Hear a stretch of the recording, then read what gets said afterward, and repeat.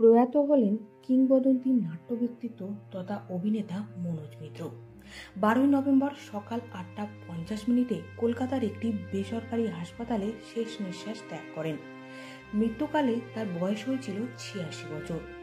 দীর্ঘদিন ধরে বার্ধক্যজনিত রোগে ভুগছিলেন তিনি। বেশ কিছুদিন ধরে হৃদযন্ত্র ঠিকমতো কাজ করছিল না তার। এর পাশাপাশি হার্ট পাম্পের সমস্যাও ছিল।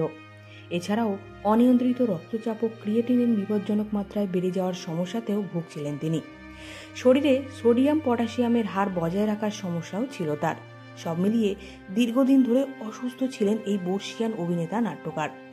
বঙ্গবিভূষণ সম্মানিত বিশিষ্ট নাট্য ব্যক্তিত্ব মনোজ মিত্রের প্রয়াণে শোক প্রকাশ করেছেন মুখ্যমন্ত্রী মমতা বন্দ্যোপাধ্যায়। 1938 সালের 22 ডিসেম্বর বাংলাদেশের খুলনা ডিভিশনের সাতক্ষীরা জেলায় জন্মগ্রহণ করেছিলেন অভিনেতা মনোজ মিত্র।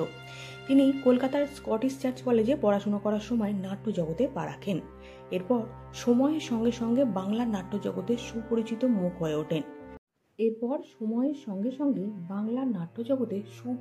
মুখ হয়ে ওঠেন। নাটকেও একাধিক পুরস্কার পেয়েছিলেন এই অভিনেতা নাট্যকার।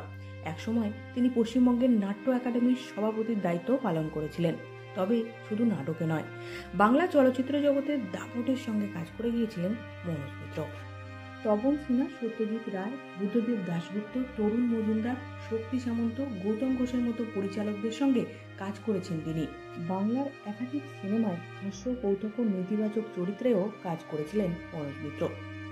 তারই নাটক সাজানো বাগান অবলম্বনে তৈরি তপন সিনহার বাঞ্ছারামের বাগান সিনেমায় প্রধান ভূমিকায় মনোজ মিত্রের অনবদ্য অভিনয় আপামর বাংলা চলচ্চিত্র প্রেমীদের মনে দাগ কেটেছে। জানা যায়, প্রথম দিকে তিনি নিজেই বাড়িতে থেকেই পড়াশোনা করেছেন। কলকাতায় তার বাবা অশোক কুমার মিত্রের বদলির চাকরি ছিল।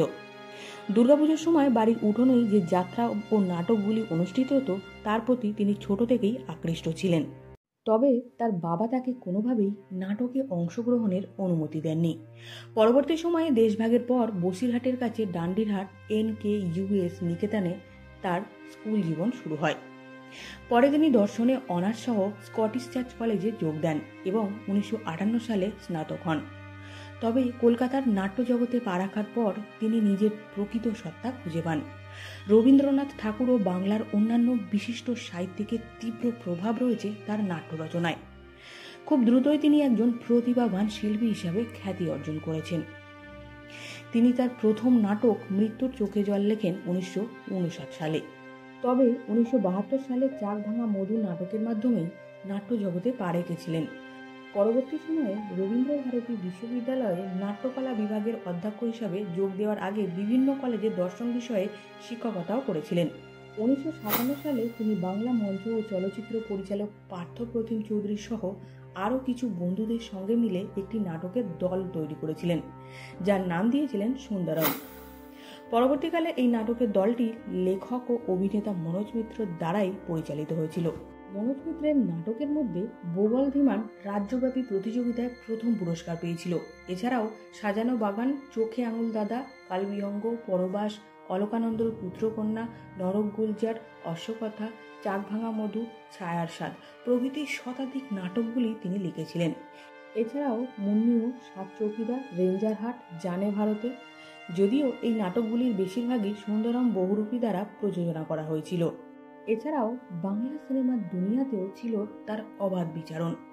তরুণ মজুমদারের পরিচালনায় গণদেবতা, কিংবদন্তি পরিচালক ঋত্বিক ঘটকের পরিচালনায় যুক্তি তক্ক আর গপ্প, মৃণাল সেলের খারিজের মতো সিনেমায় অভিনয় করেছিলেন মনোজ মিত্র।